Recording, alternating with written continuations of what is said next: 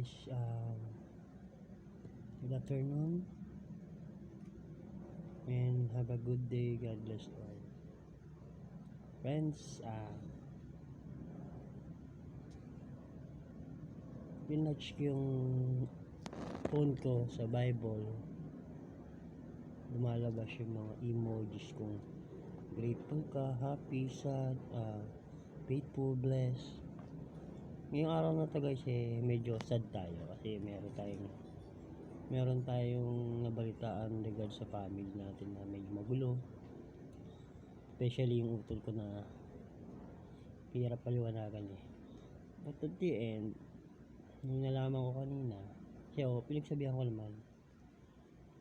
Kaya dito sa verse na kita ko na tinatch ko yung sad, ang lumabas sa akin yung verse na 1 Pedro 5 Gis. Kaya ko lang sa inyo mga guys sinasabi rito, maikling panahon lang ang paghihirap nyo. Pagkatapos nito, tutulungan kayo ng Diyos para maging ganap ang buhay nyo at siya rin ang magpapatatag at magpapalakas sa inyo. Dahil siya ang pinagmumulan ng lahat ng pagpapala. Pinili niya kayo upang makabahagi rin sa walang hanggan niyang kalawalhatian sa pamamagitan ng pakikipag-isa nyo kay Kristo. So, ang ganda ng mensahe na nabasa natin. Pagka nalulungkot, syempre, akala natin wala nang kasagutan. Wala nang kasagutan ng ating mga nararamdaman. Ito ay mga temporal lang naman kasi binangako ng Diyos nga lumapit lang tayo sa Kanya, tayo'y bibigyan niya ng kasaganahan,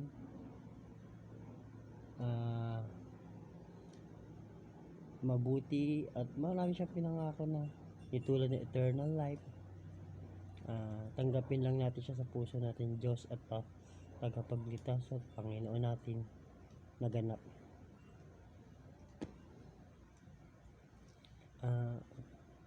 Guys, durog yung puso ko pag nakakabalita tayo ng yung family relatives na medyo may bangayan, naunawaan ko sila, although syempre utol ko hindi ka tinotolerate yan. Kanina sinabihan ko kasi wala na kaming parents ang sakit. Yung mga bagay na dapat mong gawin, sabihin para maging tama. Pero lahat ng ito guys, syempre binibigay natin at sinusuko natin kay Lord. Alam ko itong pagsubok namin na nararanasan ngayon malalampasan namin. Hindi kami perfectong tao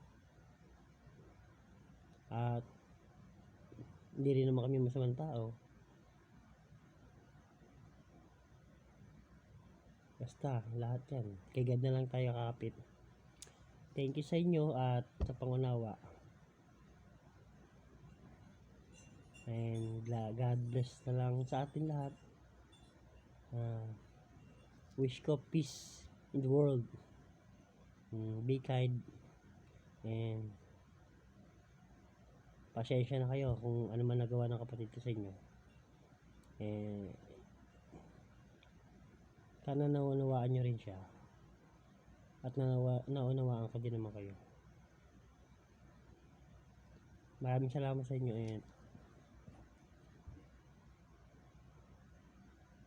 God bless. Thank you.